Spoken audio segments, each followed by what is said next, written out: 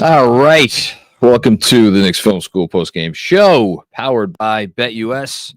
The roller coaster ride of the Knicks opening 10 games continues. It's been a lot of ups and a lot of downs, and it leaves them at this point with back under 500 with a record of 4-5. The easy way to talk about this game in a sentence is just to say the Knicks lost the math battle.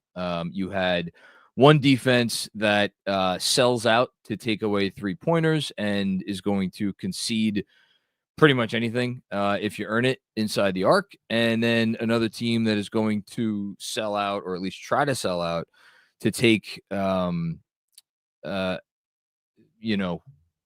sell out to take away the basket. And they're going to give up threes if you earn them. And I think against a lot of teams, that's a perfectly fine strategy against this Indiana team. And I said before the season when I talked about Indiana on like our Patreon pod and when I talked to people about them, I was just really confident that they were going to be, I don't know if they were going to be a 50-win team, but I didn't think they were going to like drop off too much. I thought they were going to be a very, very good team, if not even better than that. And the reason is because they are, other than Boston, the most comfortable team in the league when it comes to just firing away from deep. And there will be some games where they can't hit the far side of a barn, like we saw in Madison Square Garden. But more often than not, they're going to shoot it at least pretty good. And there are going to be nights where they just shoot it like this, and you're just not going to beat them. And this thing got obviously ridiculous in the fourth quarter. At one point, the Pacers made 12 threes in the second half before the Knicks, and the Knicks had taken 8 threes at that point in the second half. And again, this thing ended up in a blowout, and I'll look up the final number now. I think the Knicks probably ended up shooting 50. Knicks ended up shooting 55% in this game. In that sense, it was a lot like opening night against Boston. I forget what the Knicks shot that night. It was definitely above 50%. It was somewhere in the mid 50s. Tonight, they shot 55%. I mean, yeah, there was a couple annoying things. They had 14 turnovers. That's, 3 or 4 more than you'd like. They gave up a few offensive rebounds at inopportune times, but you look up at the stat sheet, Pacers only had 5 offensive boards. It's not like they got out-toughed or anything like that. You can complain about the refs, free throws. The Knicks actually shot a couple more free throws. No, this was all about the Knicks defense. And again, I'll go back to what I started to say before. Their strategy could work. I mean, we listen, this has been a conversation point, a talking point off and on for over 4 years now, since Tom Thibodeau took the job. Every time you get a team that goes crazy from 3, people talk about how, the defensive system is outdated and you got to guard the 3 better, and you can't be so focused on rim protection and the whole thing.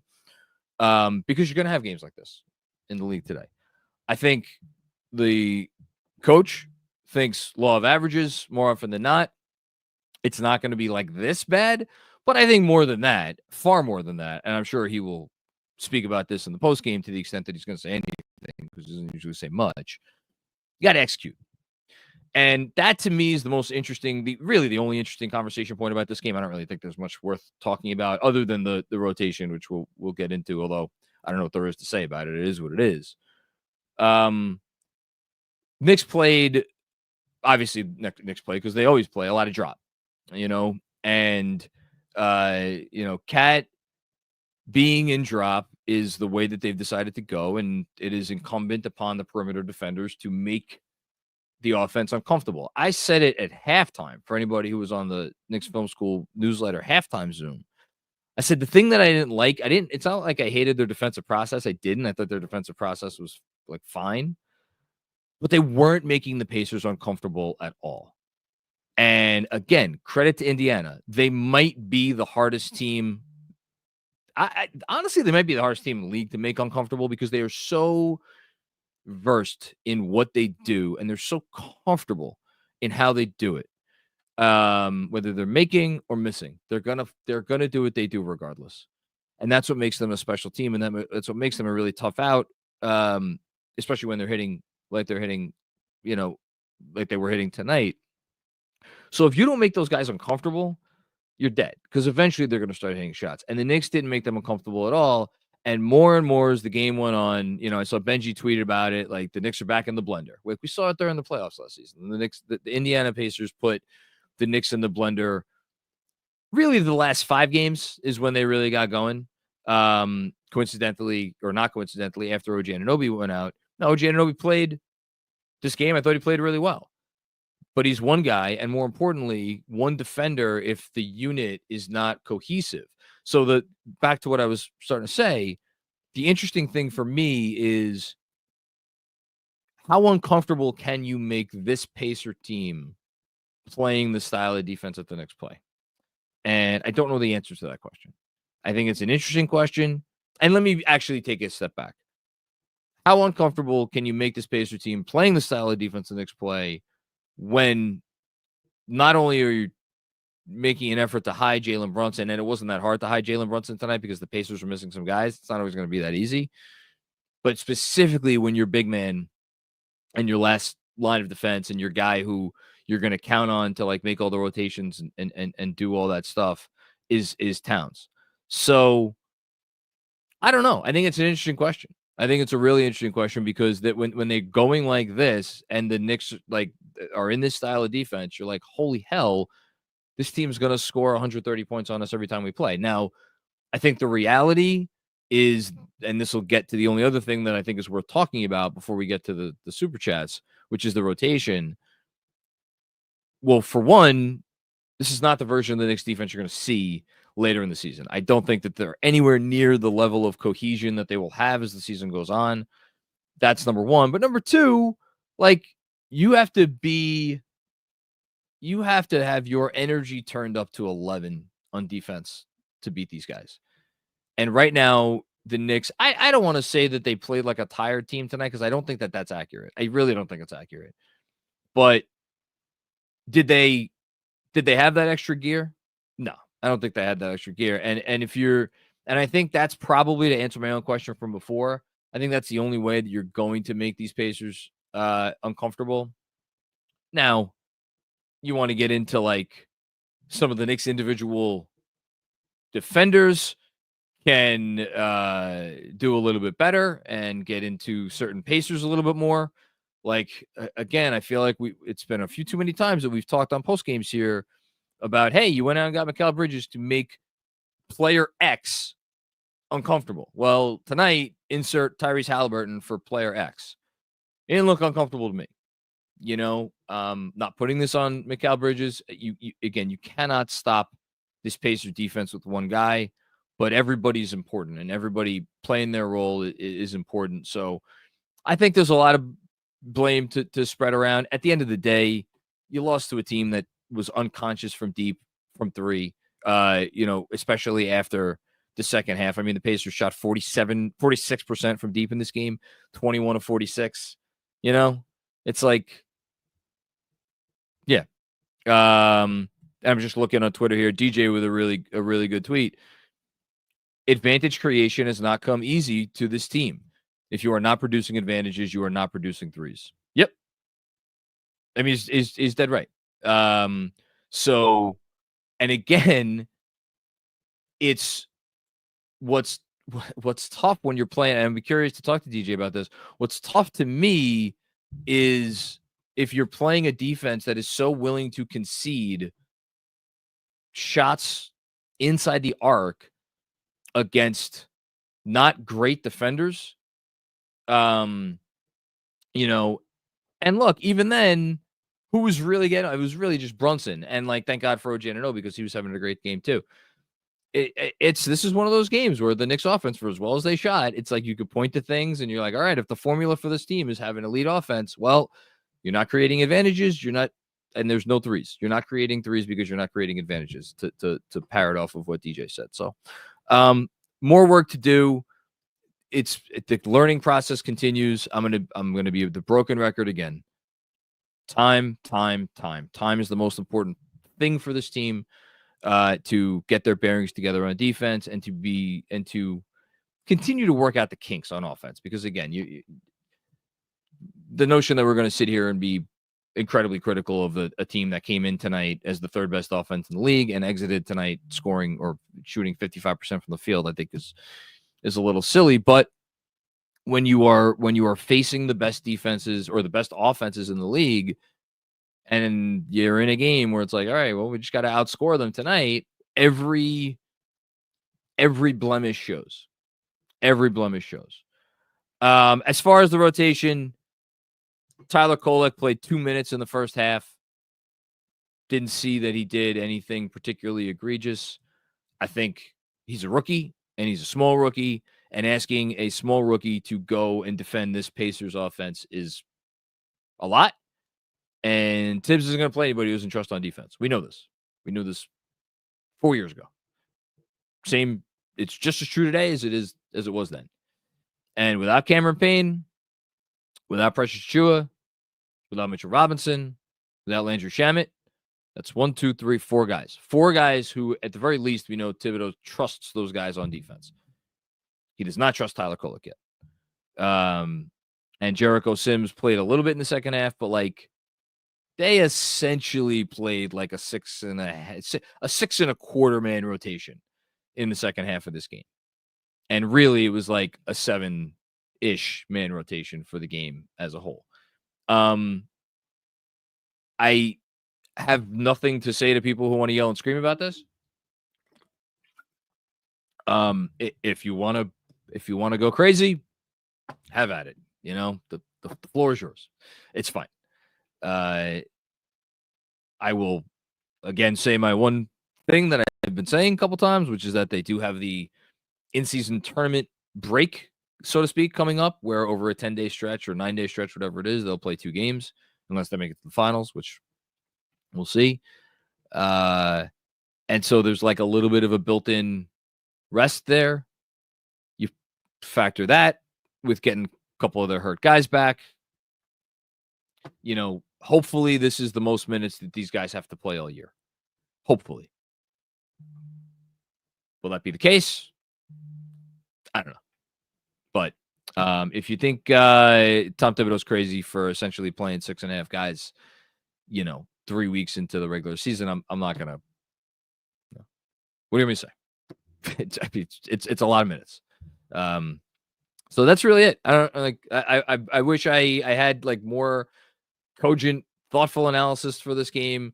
The work in progress that is the 2024-25 Knicks continues. Oh, I should actually highlight the autograph signature moment of the game. As I said already this year, the autograph signature moment of the game is not always going to be a positive moment. And I thought I'll give it for this game. I think it was the back-to-back Turner threes more than anything that like broke them. And I think it was also symbolic of the fact that just like, yeah, the Knicks have this incredible weapon, this incredible guy in Karl-Anthony Towns that can, like, he's obviously shooting whatever the hell he's shooting from 3. And he shot some threes tonight. Towns put up 5, made 2. That's pretty good. It's not bad. But just like the lack of hesitation that the Pacers shoot threes with. And I think it really, more than anything, you saw it on those back-to-back Turner threes. So that's the autograph signature moment of the game. Again, to get rewarded for your fandom, go ahead and download the Autograph app. You can find a link in any of my social media bios and earn rewards just for doing the stuff you already do, including checking out me. I will have a new Macri 3x3 on the Autograph app tomorrow, in which I will look back at 3 things from this past week and preview 3 things from the week ahead. And I think that is it. We're going to get right to the Super Chats and see what people want to talk about on this otherwise lovely Sunday evening. All right, New York Nick. Who do you prefer chasing you, OG or the IRS? Yeah, OG was awesome in this game, man. It's not much debate about who's going to get the 3-star player of this game. It's definitely OG Anunoby. He was really, really great. he continues to make his case for all defense. It's as simple as that. The guy's been playing out of his mind. He's really like whatever fault you want to put on different guys for maybe not doing their part. And I think you could point to pretty much every other player on the team and say like you can give a little bit more on defense. Some guys you could point to, maybe you could give a little bit more than a little bit more. You can't say that about Anunoby. He's Deion Sanders. It's a comp that I'm going to keep going back to. He's Deion Sanders. You do not throw to his side of the field. That's all that there is. Thanks, New York Knicks, starting us off. TJ Akai, what's going on, TJ? Thank you for the very generous contribution. Appreciate it. Probably going to get yelled at. I'm not going to yell at you. But here goes. Playing 6-ish guys in November constantly is ridiculous. Indy without more rotation guys. Than we are. Didn't decide the answer is running Hallie, Pascal, Miles into the ground with 40-plus minutes.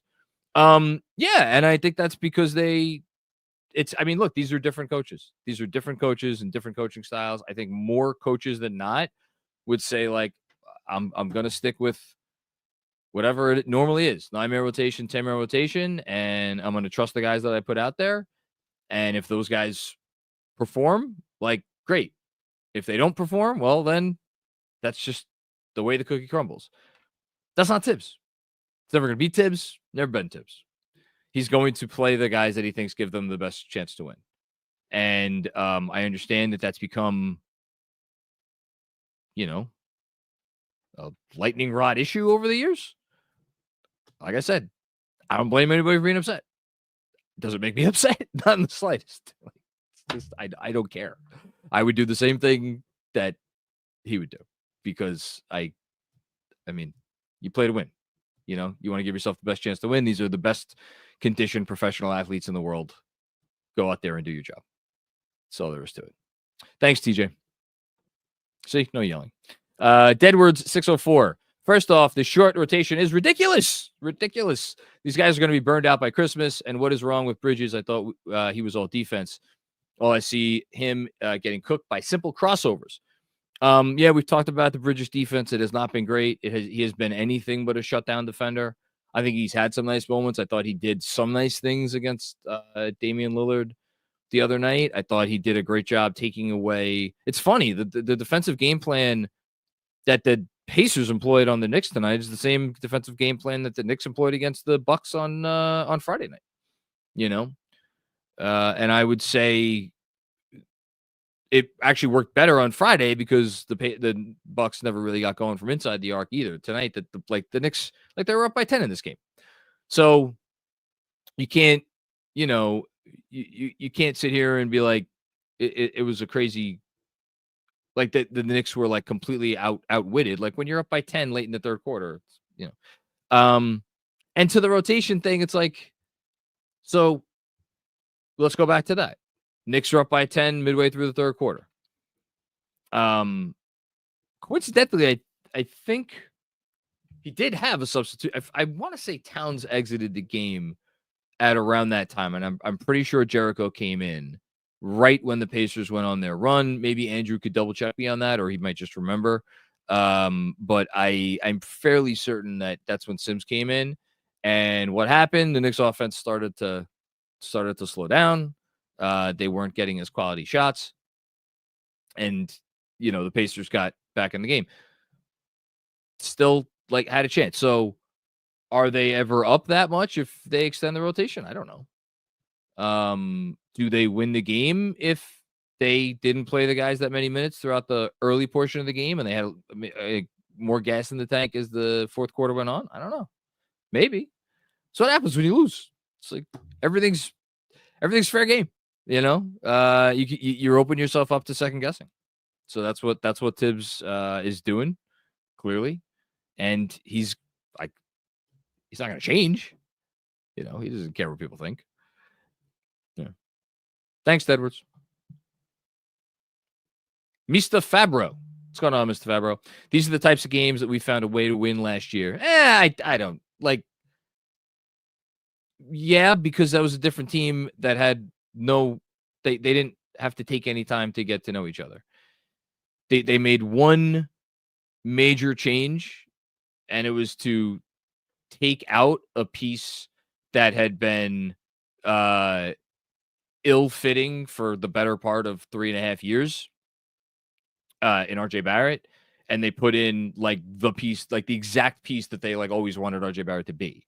And so there was no adjustment period. Like those guys, it was like they were a well-oiled machine right from when they hit the ground running. And then when the injuries happened, it was like, it's funny enough, like because they were so shorthanded and because they had so few guys and because they knew that they like, man, we got to do it. They rose up and they won a lot of games that they probably shouldn't have won. It's a new team. You got to develop a new chemistry. You got to develop a new way of winning. You have to, clearly they adjusted the formula massively at both ends of the floor. That takes a lot of time. So the fact that they don't have that formula down pat at either end of the court yet is I feel like I am a broken record. It's the least surprising thing in the world to me. So to say like, oh, they won that game last year and they find a way. Well, no shit. That's my response. I don't think it means anything. Like it doesn't. Thanks, Mr. Fabro. Andrew, I was talking about the third, basically after the Knicks went up 10, did he sit Towns? I may be wrong. I vaguely recall him. He did sit Towns in the third quarter. I'm not sure what happened to the defense, but it was a 3-minute stint for Sims. Yeah. Sam Garcia, Tibbs cannot play 6 guys in November. I knew this was going to be the thing. Yeah. Listen, people are upset, man. People are upset. People are gonna be bugging out about this. It's what's gonna happen. I'm sure. I don't know if we've crossed over into the talk radio portion of the sports season where people are talking about basketball yet. But if they are, it would be all tips. It would be all how are you playing so few guys, and yeah, it's unorthodox. It's unorthodox, and when you do something that's unorthodox, it gives people opportunity to be like, how the hell are you doing this? Play more guys. Thanks, Sam. Will Oliver. These all feel like variations of the same loss. Here's what I would say. And I was thinking about this right after the game ended. I should have said this at the top of the show, and I didn't. I don't feel like they're all variations of the same loss. I feel like every loss is a different. There's like something else where you could point to and you could say like, well, the Knicks got out thised in this game, right? Like this thing didn't work as well as it was supposed to work. Like we have to go back to the drawing board on this thing, or we need to re-examine this thing. But there's always a thing, It's not like we haven't had a loss yet where it's just been like, that was a good game, close game, better team just won, right? We haven't had a game yet where the Knicks just came out and like didn't have any effort and like were just atrocious. Like it's all been they go out and they do some things well and they don't do some other things well, and and we are left here. We've been left here after each one of the 5 losses. And spoiler alert, there's going to be more. We've been left here after each one of the 5 losses being like, well, this thing is a problem, whatever and I don't feel like it's been the same thing each time. There have been themes, like a theme of there are games where they don't create enough threes. That's a theme. 100%. That's a theme. But, that is also like situation dependent. And I think when you again, you look at what the Pacers were giving them, you're like, all right, well, I don't know that there was an unwillingness on New York's part. I didn't feel like they had a ton of opportunities where guys were open and just passed up good looks. I'm sure there were some that I'm not remembering. I didn't feel like that watching the game. And then as far as defense, I think this was just unique because the Pacers were just in their bag. And there really is no offense in the league that is quite like Indiana when Indiana has it rolling. And when they added the Siakam piece, I have so much respect for what they do and how they go about their business on the offensive end of the floor. It's really the sight to behold. Even in an offense first NBA, they are They are unique. I mean, and it comes down to Halliburton. Like, I haven't said Tyrese Halliburton's name. When Halliburton's going right, when he's playing at the level that he played for the first like 30 some odd games of last season, like he's one of the 5 most important offensive players in the NBA. There's no question about it. He played at that level tonight. Thanks, Will. Fred Katz. Hi, Fred. If John is gaslighting any of you about the 6-man rotations, just remember that not only is he a maniac, he's also infertile. Do those two things have anything in common? The fact that I am a maniac and I am infertile. That's really the question. I would argue. Oh, here we go. Andrew Claudio. Good point, Matthew. The Knicks rotation isn't the only thing cut too short. Man, here's what I will say to the two of you. I know that you guys think that there's no limit to things that I will say out loud on these post games. There was an anecdote that I could offer here that I'm actually not going to offer because I'm just not. That's all I'm going to say. I'm just not going to offer it. Then why say this? That there's an anecdote. What? Why say? Because I want to show that even I have my limits. Okay. Well, obviously we know your limits now because you're infertile. I can't procreate. Yeah. Another one from Fred Katz, by the way. Oh boy, I'll get back. What? Wait. So I'm gaslighting. How am I gaslighting? No comment. Fred Katz with another super chat. John and the Knicks both shooting blanks. Did they shoot blanks? I don't think they shot blanks tonight. They didn't shoot well from 3 tonight. They didn't shoot. That's the other thing, like I think to turn this into an actual serious response for a second, I think the difference between the Knicks default, like they'll go out there and they'll take a bunch of threes if they go out and they make some threes early on.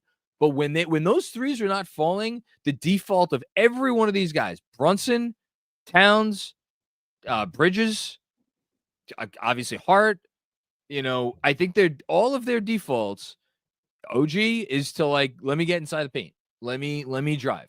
That's what they all want to do. None of them. And that if anybody, I don't know that anybody's making this point tonight, but if anybody did want to make the DiVincenzo, hey, we missed DiVincenzo point, he was the one guy where he could miss his first 10. He's taken the 11th without hesitation. And they don't have, Mikal is supposed to be that. And he has not been that this year because I don't think he's confident he's above the break 3, nor should he be. He's hitting like 15% of them right now. So, will that have a significant effect once he gets more comfortable, which I trust he will? We'll see. We'll see.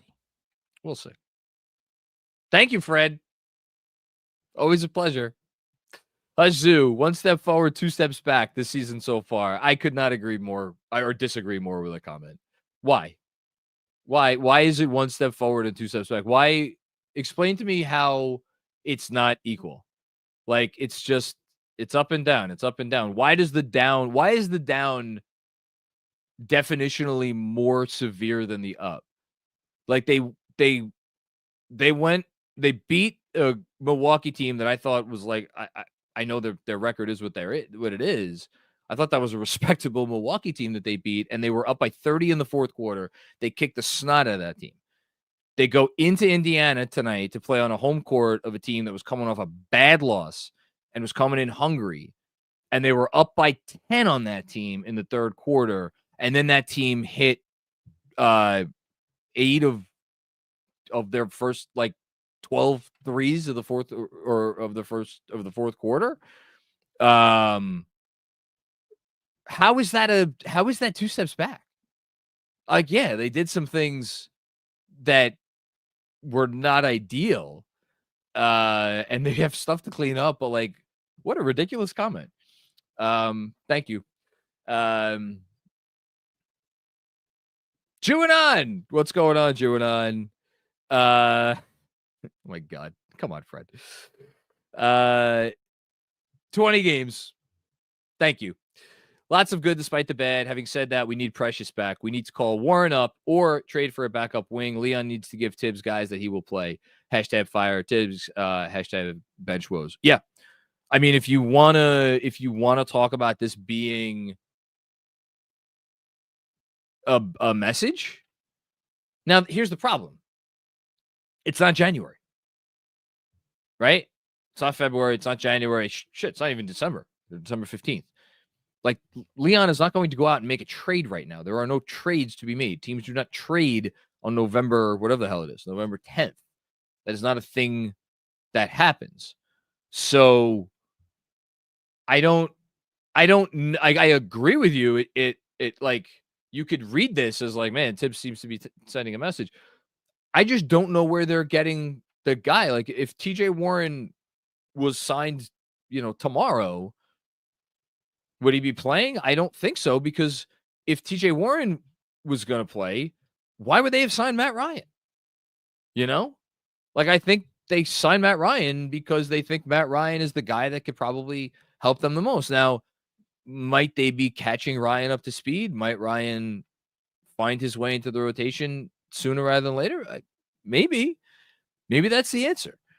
But I completely agree with you. If I know this head coach, and I don't, I feel like I have a decent read on him after watching this team for a while. I think he's, in his mind, he's like, got to stem the tide. Just got to hold the fort, right? Got to hold the fort until we get some more guys back. Payne's been questionable for 3 games. Precious is doing more, but he's not all the way back yet. That would be my guess, because here's the thing. We know he's comfortable playing Campaign 15 minutes in a game, or close to 20 minutes in a game. He plays Deuce close to 30 minutes, 25, 30 minutes every night. So that checks that box. And I think we're going to see a lot of Precious. I think they were relying on Precious already, and I think they're going to rely on Precious a hell of a lot. Now, I only named 8 guys. So does Sims still play? I don't know. Does Kolek still play? Probably not. But you could, if the 3 guys you have coming off the bench are 3 guys who you feel comfortable playing a combined, let's call it 60 minutes, right? If you divvy those 60 minutes up equally amongst the 5 starters, well, now your starters are only playing 36 minutes a pop. So, like, 36 minutes is better than 40 minutes. It would still be, I think, too many minutes for some people, and that's fine. But I think the Precious thing is going to make a significant difference. I guess at this point, I'm kind of curious to see if Sims is still going to play when Precious is back. There's a part of me that thinks that maybe he is. I'm like 50-50. You could convince me either way, but I could see either way. Appreciate your level-headedness as always, chewing on. Jesse M. This team ain't passed neither the eye or vibes check. What tests did they pass? Any tests on Friday night? Did they pass any tests? Against Miami? Did they? What was they had one other quality win. I'm not even talking about Detroit. This year, who's the other team that they beat? They beat Miami. They beat the Pacers. Oh yeah, the Pacers. When they beat the Pacers by 20 some odd points at home. Like, there've been some really good moments, but I agree with you in the sense that the roller coaster ride. So ups and downs. The downs come in such a way where you feel like it's almost like they forget the things that they did well. And that is the concept of that. To do that apples to apples is looking at the development and the increase of chemistry with a basketball team as a linear process. It is not a linear process. It's no more linear than the development of a young basketball player. You're gonna have ups and downs with a player, you're gonna have ups and downs with a team. So yeah, did tonight like pass the eye test? I don't think they ever like looked great. At the same time, I know for me, watching them on offense, at least tonight, I know they weren't generating a ton of threes. I didn't look at their process on offense for the vast majority of this game and feel like, man, this team's forcing this or they're not doing it. Like, no, like they give the Pacers defense credit. They had a game plan. It worked. And like I guess my ultimate pushback is the Knicks scored 121 points tonight. I don't know what their offensive rating was. I'm sure it was pretty damn good. Like, that's pretty good. It's pretty good. As far as the vibes, I don't know how anyone could try to read anything about the vibes within their locker room. I don't have any issue. I don't have any concerns about their vibes. Kevin Danishevsky, what's going on, Kev? Have to get up more threes. Have to create more threes. Here, I get it. It's a bit. Have to get up more threes. Have to get up more threes. Have to get up more threes. Mikal also needs to be not RJ. And the refs were awful. Yeah, I agree. The refs were bad. Mikal needs to be better. He needs to be better. And yes, they need to create more threes. How they create more threes, I think that's a tougher question. But it's incumbent upon the players to figure it out. Josso Focus, what's going on, Job? You can't defend the trade for both Towns and Mikal if the defense stays like this. Mikal hasn't been good enough, and Cat's flashes can't cover the really bad stretches. I think, yeah, no, I mean that's fair. I think it's going to look better once they're all. I think we keep talking about the chemistry on offense, chemistry on defense too. We've seen really good stretches defensively from this team. And I know they didn't have any in the fourth quarter tonight. I get that. They'll get better defensively. And once they do, I think that you're going to see the vision of what they had in mind when they put this team together. That's what I would say. Thanks, Joe. Anthony Sixto, what's going on, Anthony? Closing games comes with chemistry. Yes, completely agree. You can see it late. Everyone is hesitating, trying to figure out who to make room for. Yep. Good news. The problems are identifiable, and they have the tools to fix it. That's the thing. If you didn't know what the problems were, I would be like, all right, we got problems. We got issues. Like, we can't even figure out what the problems are. We know what the problems are. We know what the issues are. And if you identify the problem and you're like, well, we don't have the tools to fix this problem, then that would be an even bigger problem. No pun intended. But they know what they have to do and they have the tools to fix it. These are guys who all care. It's an unselfish group. They're going to keep doing the things that they're going to keep working on the habits. They're going to keep building the habits that eventually will lead to success. And it's just, how long is that process going to take? And it's hard because you're not going out there and playing Little Sisters of the Poor. You're playing teams that are competing and trying to win. Thanks, Anthony. Sam Garcia. These guys are gassed when the fourth quarter rolls around and they got to take and make more threes. Still early, so I'm not going to panic yet. Well, thank God for that, Sam. Yes, they are gassed. And they have to figure out a way to generate more threes. No disagreement.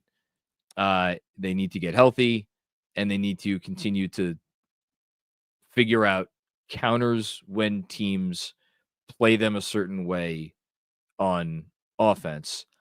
I will say again, the offense was not the problem tonight. Not in the slightest. It was not ideal. It looked bad when Indy's making three and you're making two.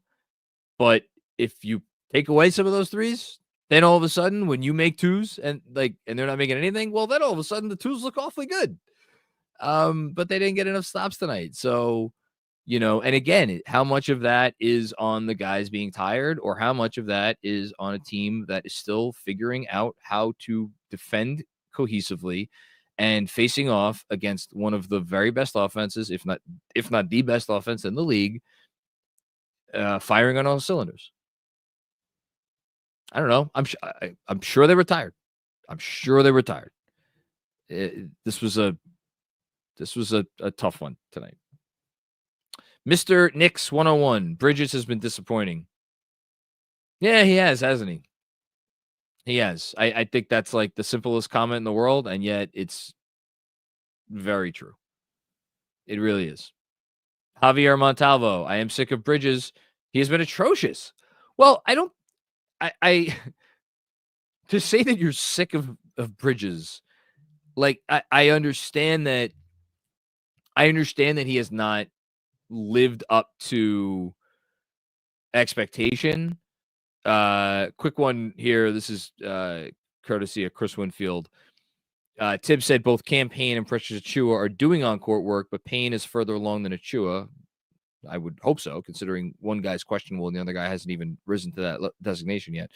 And then Achiuwa has yet to be cleared for practice. There was one other comment that I wanted to read from Tibbs. We gave up way too much. If you don't challenge shots, they're going to make.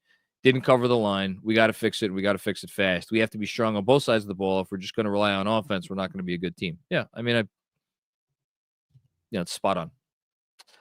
Bridges being atrocious. I mean, look, Bridges right now. Here we can. The NBA stats page updates things pretty quick, and if not, then we'll just go by what he did before tonight. So thus far this season, Mikal Bridges. All right, did it update? Let's see if it updated yet. Yes, it did update. He's averaging 15 points a game. He's shooting 46.7% overall. He's shooting 31.7% from deep. That is an atrocious number. And how about this? This is a stat that I did not know was a stat until right this second. He is attempting under one free throw per game. Now, I know he has not gotten to the rim a lot, and I know, I'm cognizant of the fact that he has not been to the line a ton. I did not realize that he had taken 8 free throws in 9 games. That's another number that's a little closer. Again, he's not a big free throw guy, but that's rough. And obviously, the other part of it, if you look at the on-off, he was one of, if not the worst on-off player in the league. Heavy minute, rotation player in the league coming into this game. I mean, tonight the guy played 42 minutes, so you can't really say much about his on-off, but he was minus 11 in 42 minutes. OG was minus 2 in 36 minutes. But Josh Hart, minus 16 in 43 minutes. So, what do you do with that? Yeah. Oh, I just noticed and how about this for Bridges? 0 for 6 from 3 tonight. Ended the streak of the Knicks double digit, all their starters scoring in double digits. So, yeah, I guess that's why he's getting a lot of the slings and arrows tonight. Honestly, it hasn't been good or good enough. He hasn't been good enough. Josso Focus, 2 on this team wants to shoot threes, except Deuce. I made the point before. I think it's a good point. I think if you if you go per 36 minutes, here are the Knicks 3-point shooting numbers per 36 minutes. So Deuce McBride, predictably, number 1, 7.2 3-point attempts per 36 minutes.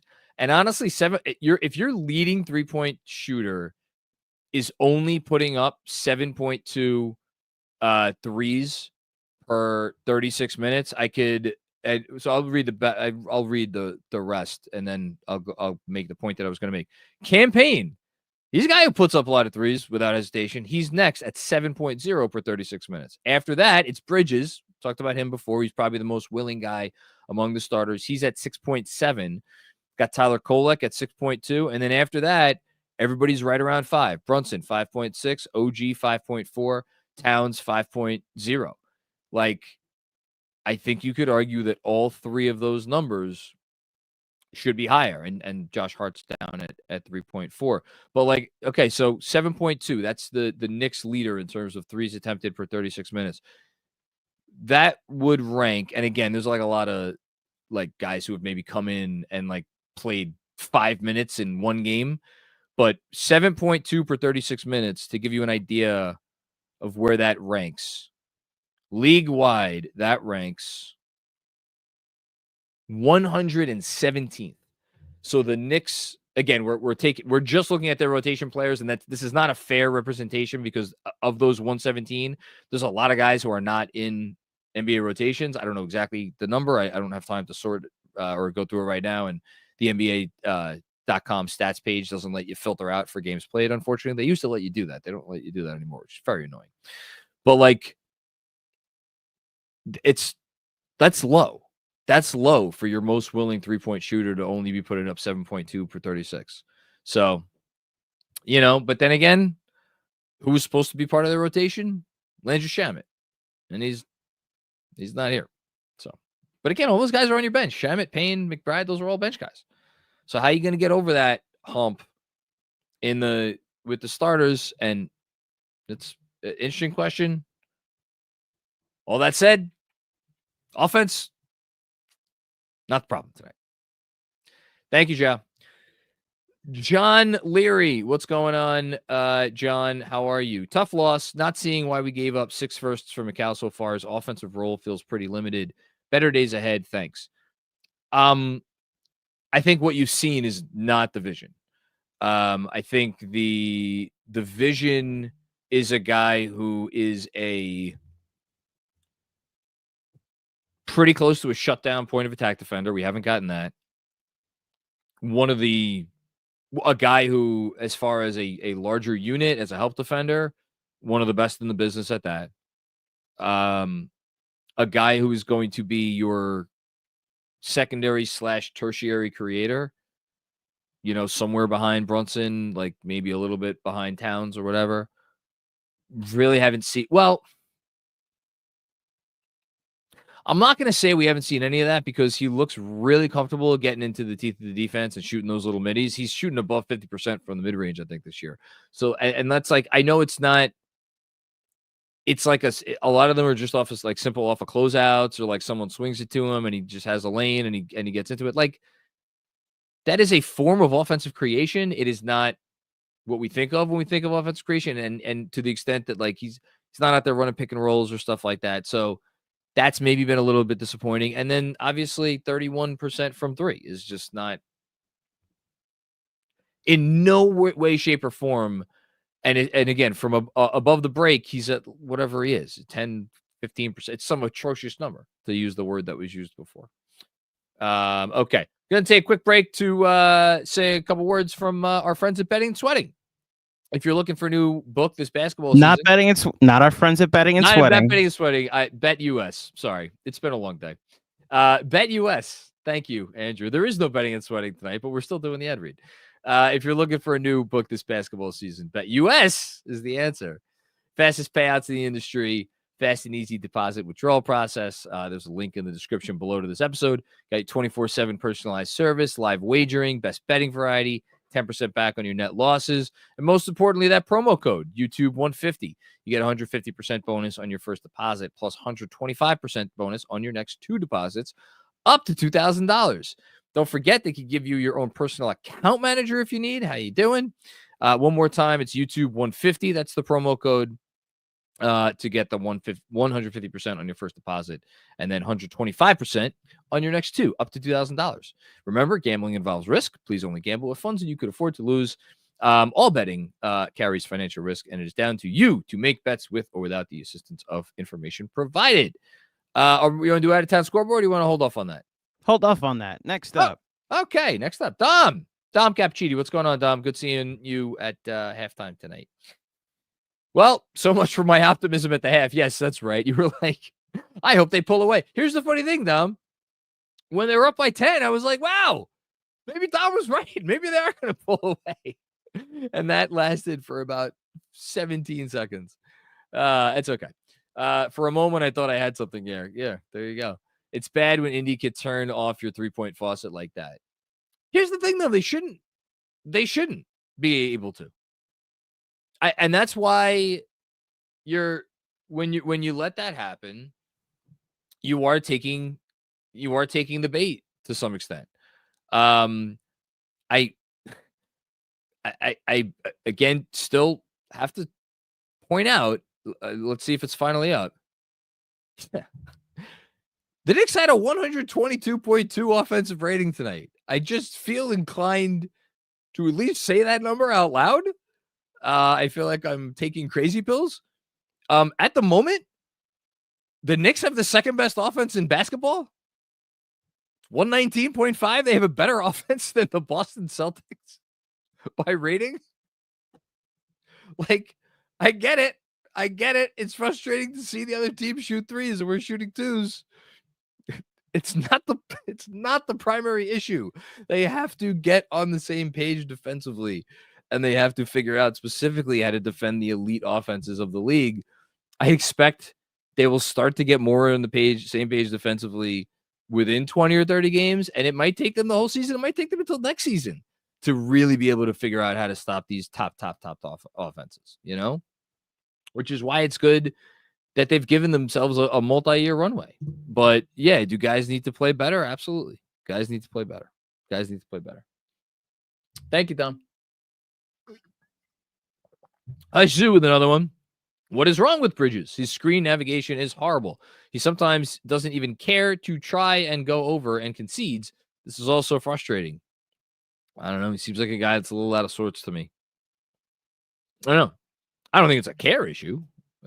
To be very clear, I think Mikal Bridges cares a lot. I don't think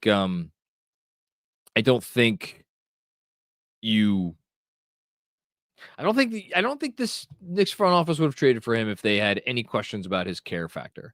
I think this is an execution thing, and I think he might be a little bit in his own head with some of this stuff. And also, like, I don't know what they're asking him to do. Like, again, the notion that they're like, oh yeah, like, go ahead and let this guy get around the screen. Like, I don't think it's that. I think that it's not like this is a scheme thing. I think he's in his head a little bit. Thanks, Hush.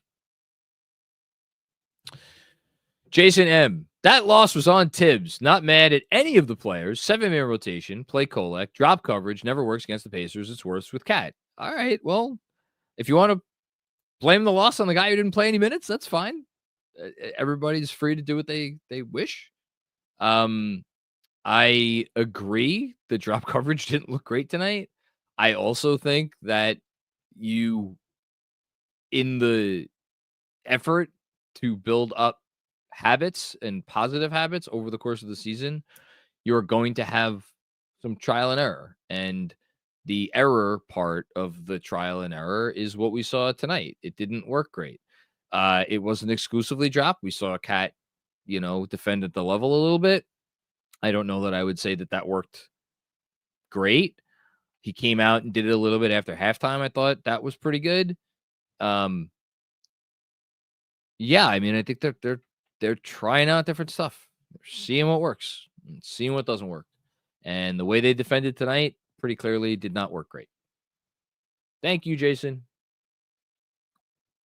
OG team. What's going on, OG team? He's afraid of contact. Screen navigation is awful. Doesn't attack paint off the dribble. Not asking him to be an all-star. Just defend and hit your wide open shots. So I am assuming that this comment is about Mikal Bridges. He's not good enough. We've had some different Knicks take their turn being the piñata this season. Brunson's taken a turn. Towns has taken a turn. Josh Hart has taken a turn. I don't think OG's taken a turn. OG's the one guy that hasn't taken a turn. You know why? Because OG's been the one guy who's been pretty consistently excellent the entire season. Yeah. I mean, and now it's Mikal's turn. I would say he's gotten the most consistent, brunt of the angst thus far this season, and I don't think that has been unearned. I don't know. I don't know that I would say anyone outside of Towns offensively and OG defensively. No one is having an excellent, like, OG's probably played the best, even though Towns is the guy who, if you had to pick a Nick to like get a top honor like All NBA, it would be Towns right now because his offense is that special, and offense pops more than defense. All that being said, Mikal, like, he's not. No one would say he's been above average. for his standards. I don't think anyone would say he's been average for his standards. I think everybody would agree he's been below average. Thanks, OG team. Ben Kim Gervey. Too few shots overall. 30% of them threes. We played the game they wanted us to play. Well, yes, we did play the game they wanted us to play. I got to tell you though, again, Ben, I'm surprised there was this much talk about the offense. Not enough shots overall. They took 88 shots. We took 83 shots. Obviously, the Knicks play at the slowest pace in the league. They got to the line 27 times. They shot 83 field goal attempts. I don't know. I mean, they could play faster, but to me, playing faster against the Spacer team, that's conceding. That's what they want you to do. They want to get in the track meet. So the fact that the Knicks try to slow the game down, I certainly don't mind that. As far as like trying to turn some of these twos into threes and figure out the Pacers defense, like, yeah, they should. You still could have won this game. Just gotta play a little defense. Drew P, we don't have achievable roles for our defenders. We don't have achievable roles for our defenders. I think that's selling your defenders short. I think you have some very, very gifted and talented defenders on this team. In particular, your starting three wings, but also Deuce, Precious and Campaign, and then when they get back, the notion that they are not going to be able to reach the level, like I saw Benji tweeted about this at the end of the game. I'm pretty sure. I think I retweeted it, or I may have retweeted it. That there was just a lot of miscommunication. So sloppy defensively. Yeah, they were sloppy. So you can't, unless you are executing properly. I hate to be Tibbs, but is the effort there? Is the execution there? If one of those things are missing, then we can't judge the scheme. So I don't think the execution was there at all tonight. Let's see what happens when the execution's there. Thought the execution was pretty good on Friday against the Bucks when they held them to 94 points. Were their roles achievable then? Just asking. Hushu, does someone need to get hurt? 40 minutes for everyone. Hopefully not. Thanks, Hush. I feel like people are upset about the minutes tonight. I don't know. Sense that I'm getting. OF from Jersey. This is what happens when you play 7 players and one of them shouldn't even be in the league. Who shouldn't be in the league? Oh, Jericho Sims. Oh. Starters are gassed by the 4th. Can't close games this way. Yeah, I mean, they are thin. They are thin, and they are missing currently 4 rotation players. There are 4 players on this roster who, if they were healthy, they would be in the rotation, that are not healthy. So you're missing a bunch of guys, and they're the rest of their bench, in part because of the constraints that, and that's the part we haven't probably talked about enough, and that's my fault because I am the one that should bring this as a reminder. The reason that the Knicks currently have 3 rookies on, like, as taking up regular roster spots, that's a function of how close they are to the second apron. And the reason they're this close to the second apron is because there was the only way that they could make all these trades. They did not leave themselves a lot of leeway. And I do think one of the reasons why they did not go ahead and offer the full taxpayer mid-level to someone when the time, like, I don't think that they were comfortable using that, willy-nilly, because they thought they might have some issues with other stuff down the line. Turns out they did with the Towns thing. So that is not always going to be the case. Like, I want to be very careful with my words here because this is not the 2010-11 Miami Heat, but Miami, part of the reason that they had challenges out of the gate that season and didn't attain their full level of dominance until the following year is because the only way for them to sign those guys, for them to get LeBron and Wade and Bosh all under contract, I was listening to some podcast that was just talking about this, probably Hoop Collective. The only way they could do that is if they just basically wiped the rest of their roster clean and then they just signed a bunch of minimum guys. I understand that's not what the Knicks actually did, but moving forward, there will be different opportunities to add real players to this roster. I think the fact that they had the depth that they were able to assemble is a testament to the front office. The unfortunate part is, yeah, you managed to cobble together a 6th, 7th, 8th, 9th spots in the rotation. The problem is those deep bench guys, your 10th, your 11th, your 12th, your 13th man, the guys that could come in and at least give you real minutes because of their salary cap situation, that was not available to them.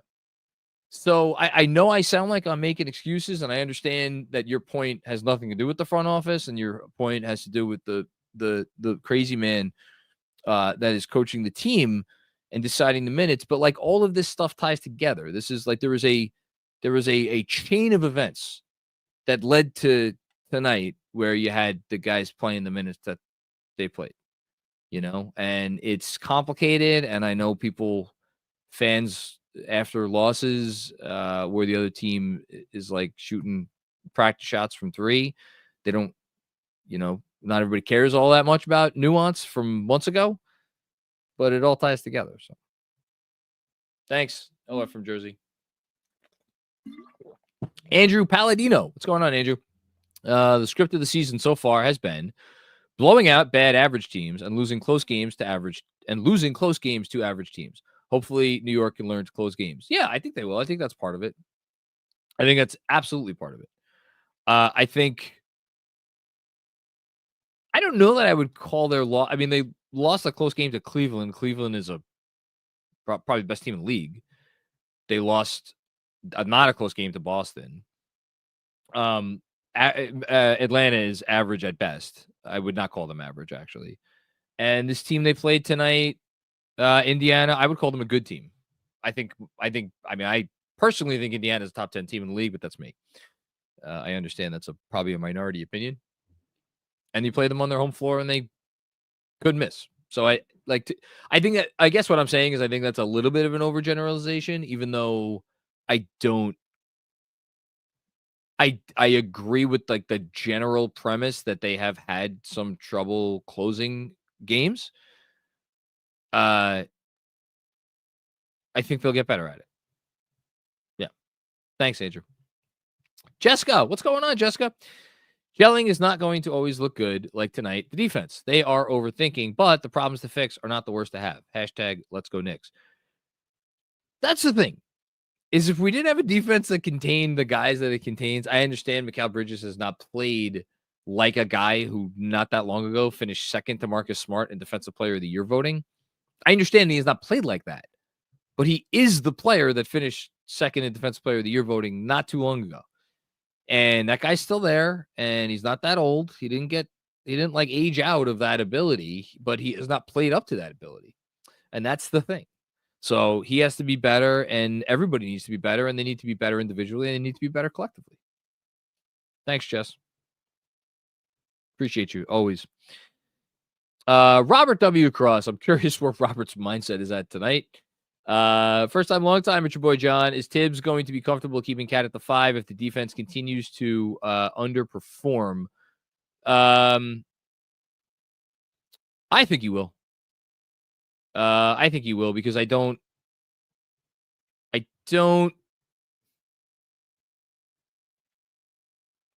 that there's a better option. I hope they had a really long conversation as an organization about the patience that would be required to see this through and to make this work, and about you might need to tinker But like the notion that they are going to like pack it up and just be like, all right, we've given it 30 games. Can't survive with Cat at the 5. Let's move him to the 4 full time and let's go back to let's no, I don't. I've said it before, I'll say it again. That would just be the most disappointing thing in the world to me. Because it would show me, and this is a front office that I don't know that we've ever been able to say this about. Because every step of the way, even in moves that they've made that did not work out, I think have all felt very comfortable and confident in the thought process and the fact that none of their moves have been reactionary and all of their moves have really evinced a longer term vision and not being prisoners of the moment. And if they move Cat to the 4, unless they went out and got a center that isn't currently on the roster, or unless like Precious Achiuwa just has like much more to him than I'm currently seeing, or that we've seen so far, and I think he's been a really nice player. But unless he turns into kind of something different altogether, it would say to me that not that they panicked, but they were like not all in, and then they were like, shit, we gave up 6 first-round picks for Mikal Bridges and we don't have a fucking center. What are we gonna do? Like, this is a huge season. We can't just punt this year. I mean, not that they would have been bad, but like punted as far as like being a genuine title contender. Well, shit, let's do it. That's what it would say to me. Now, is it possible they did that? And they're like, all right, well, we've come this far. At some point, we got to take a swing. Let's do it. I really hope that they stick to their guns. Because I think it could work. And I understand it's not I'm not looks pretty stupid to me to say I think it could work on a night where we just saw that defensively. But I'm also saying that 9 games into this. And I also, I trust the coach. I trust the culture. And I trust that they will improve. That's pretty much it. It's a good question, Robert. Thank you. Dom Cappuccini with another one. Thank you, Dom. I still love this team and what they could be, but man, 9 games in, and the Jekyll and Hyde at Atlanta at Indy is finally getting hard to stomach officially now. I'm curious if the schedule softening will help. What ails them? Yeah, I don't know. It'll help a little bit, but at the same time, like there's no patsies in the league today. Pick any team, literally any team, and you'll find a team that could give you a game on most nights. So I don't think it's that. I think it's about like just them getting the reps in. I don't really care that they're 4 and 5. I don't care that it's been so up and down. I mean, I care. It's obviously it makes my life more difficult if I am sitting here, responding to these sorts of comments. But it's like I said before the season started, 20 games. Give me 20 games. So unless they're like, 7-13 after 20 games, would that be a bit of a problem? Like, yeah, that would be a tough look. That would be tough, and that would definitely test their internal culture for sure.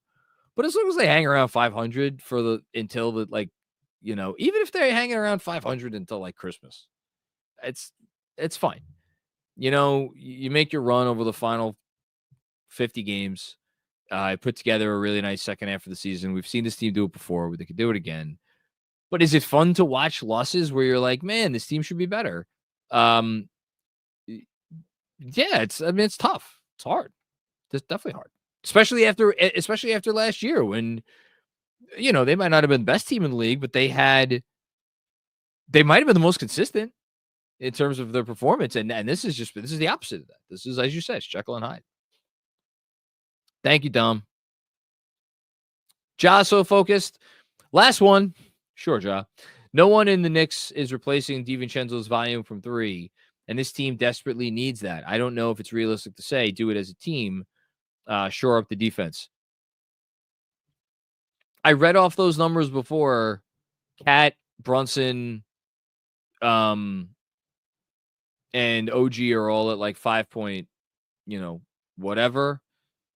Bridges is at 6 point whatever. Again, those were all per 36 minutes. I think if you increased all of those numbers by 1, if every one of those 4 players took 1 more 3-point attempt per game, they are currently 21st in the league in 3-point attempts per game. If you increased each of those guys by 1, that would get you up to 38.3, which would rank them just about tied. No, sorry, 38.3. That would rank them just inside the top 10.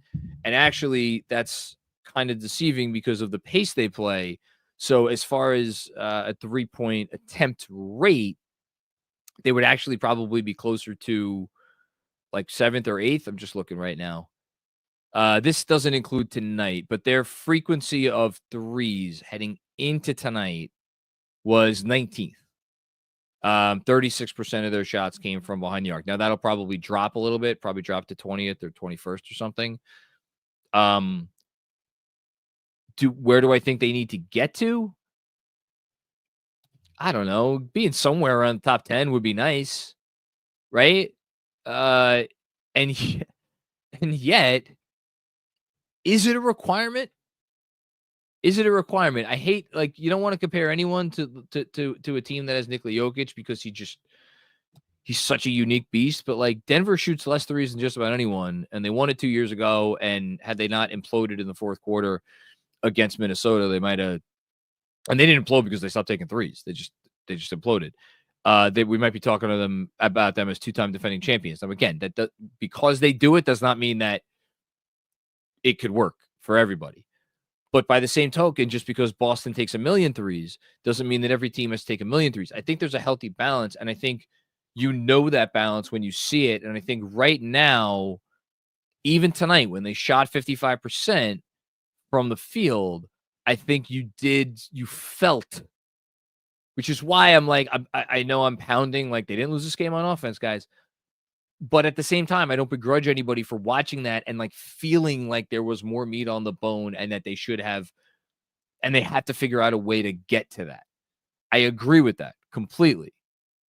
Where your comment comes in, which is that because they lost DiVincenzo, like that's the be all end all. Like, I can't, it's one guy, and it's a guy that was going to forget the Towns trade. It's a guy that if he was on this team, actually, no, because the only way he'd be on this team is if they didn't make the Towns trade. Let's just say he was on this team. He'd only be playing probably 25 minutes a night. So I don't know that was gonna just I don't know that if DiVincenzo was here. And by the way, yeah, he'd be playing 25 minutes a night, and he might be taking 9-10 threes for 36 minutes. But you would, I don't know who the hell would be playing center, but that the center that you would have would be taking 0 threes for 36 minutes. And Towns is taking, 5 per 36. And so, like, the math for me, honestly, I'm not even sure the math makes, given how many minutes Towns is playing, I'm not sure the math would be all that different if DiVincenzo was here and they hadn't made the Towns trade. Because guess what? Who else would not be taking as many? I don't think Julius Randle would be taking as many either. So I think the math kind of works the same. I think it's just a matter of, like, more time together. More time together, better process, more comfortability with one another, all that stuff. Patience, learning each other, like all that stuff. Josso focused with another last one. Cat can't be R5 on defense. Might be worse than 30. I would like to see some more evidence. Respectfully. Ja with another one. I hope you're enjoying my negative takes this year, John. I was excited for the season once they made the Cat trade. I was really excited for the season because it gave me a jolt of like, oh, this is so exciting. We get to see how this is going to work. And at the same time, the second they made that trade, I knew the first month and a half of my life this season was probably going to be pretty hellish because I knew every loss was going to be this. Like, I didn't for a second think that anyone, like, I was going to have a bunch of Juanons in here and being like, it's the first 20 games, give it some time. Like, that's not how that's not how fans react, So it is what it is. It's fine. It's comes with the territory. Seth Kaufman, CEO. People will blame Towns' defense. He was covering Macau. Like, I think you said the quiet part out loud, Seth. Like, if Bridges does his job better at the point of attack, you're not gonna get as much stuff on the back end. And we didn't do that tonight. If again, I don't want to throw anyone under the bus. I don't like throwing Macau under the bus. I don't think he deserves to be thrown under the bus. He could be better. Needless to say. Charlie Boy third, what's going on? Charlie Boy, how you doing? Hey, John, this game pissed me off more than Atlanta. I'm curious to hear this because it wasn't even close for me. Everyone we've met at Cat and drop, but Bridges' point of attack defense has been terrible. Also, I'm not a minutes police guy, but how is Tibbs going to learn who he can trust if he doesn't play anyone? Well, that's the eternal Tibbs question, right? That's the eternal Tibbs question. He will not play you in an NBA game unless he fully trusts you based on what he is seeing behind the scenes in practice. And if he would rather keep the floor high than play the young player who may potentially raise the ceiling. I think that's always been his default because this is a man who values consistent competence more than anybody in the league, probably. And, should there be a longer rope right now? Should Pacome Dadier be playing? Should Tyler Kolek have gotten 15 minutes tonight? I against his Pacer offense, how would that have looked? I don't know. I think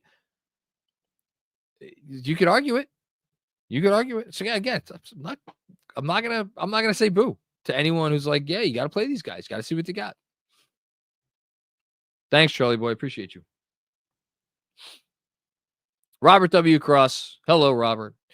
If you have Cat at the 5, the point of attack has to be on lockdown. Yes.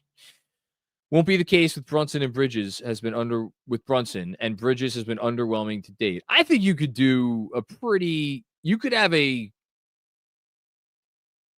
something pretty close to a lockdown defense with Brunson and Cat on the floor. I think you can.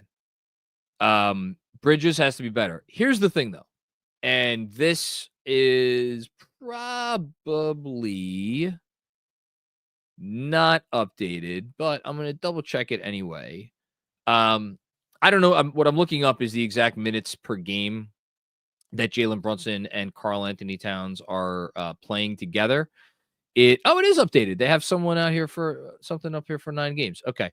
What I do know without looking at the total is that Towns and Brunson are sharing the court for fewer minutes than any 2 starters. They are currently, after this game, including this game, they're sharing the court together, or they have shared the court together for 222 minutes over 9 games, which if I had put it on traditional would just give me the average, which is what I am looking for.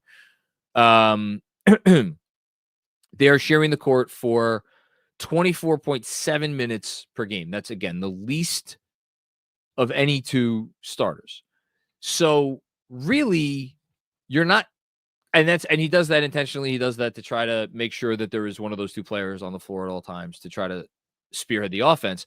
I think a benefit that comes from that is you're only going to have both of them on the floor defensively for 50% of the game.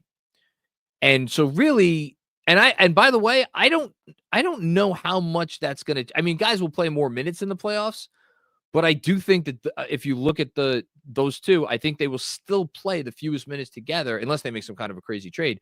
I think they will still play the fewest minutes together of any 2 starters moving forward. So, I think you have to accept the fact that during those minutes, your defense is not going to be as good as it can be in the minutes that one of them is off the court. The problem is that if you go look at the defensive on-off, and I mistyped something in the newsletter the other day, which I mistakenly wrote that the team was doing better on defense with Brunson off the court. It wasn't the case. Before the Milwaukee game, they were doing much better on offense. 8 points per 100 possessions better on offense with Brunson off the court. The flip side of that coin, Brunson was still their best on-off guy because again, I haven't checked this since before this game. They were giving up 25 fewer points per 100 possessions or some obscene number with Brunson on the floor than when he's off. Now, obviously, Jalen Brunson is not an elite NBA defender, but I looked at that stat and I'm like, that's really interesting because it is proof yet again that like you could still have an elite defense without like, all of your guys out there being good defenders.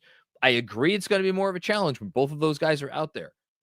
If the rest of the play, if you're buttressing them with 3 elite perimeter defenders or near elite perimeter defenders, I think you'll be okay. You'll have breakdowns. You'll have moments where somebody gets in and like, Towns isn't able to contest as well as he should at the rim, and somebody's going to get a bucket.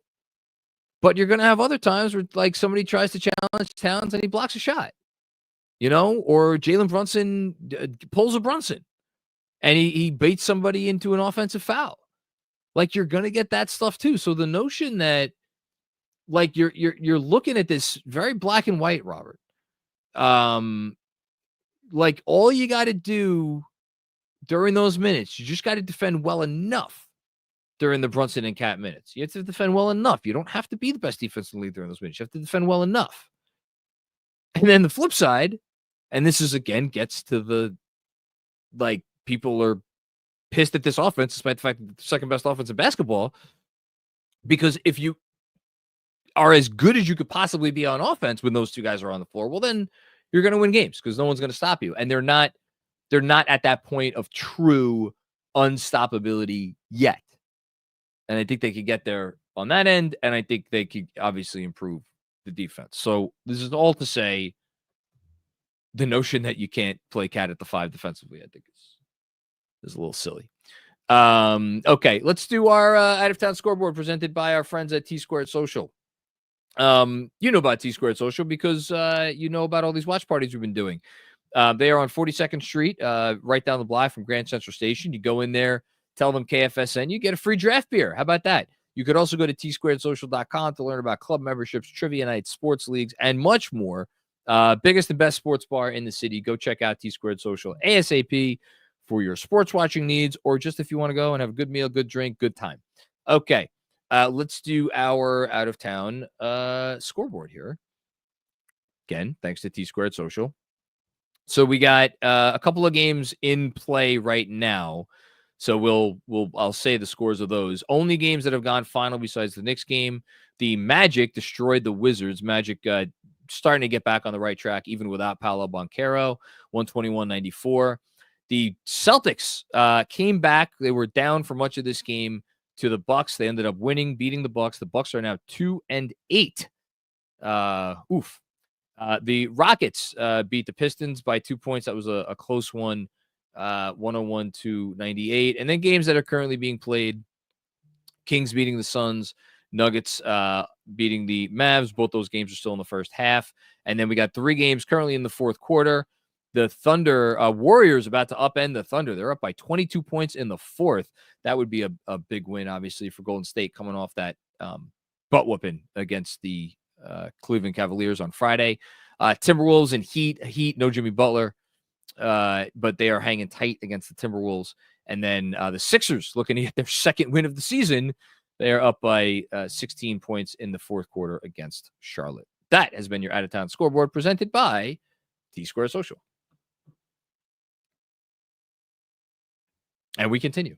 Dom Cappuccini. I really did not think we would have this much juice today, but I'm happy we do.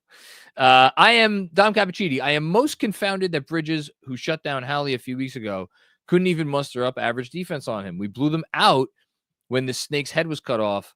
Let him not feel you. Well, there it is. And that is the best proof that you could possibly have that development of a team and growth of a team is not linear. And I think the tough part is like, well, but we're not talking about the team. We're talking about one individual guy and his individual one-on-one defense.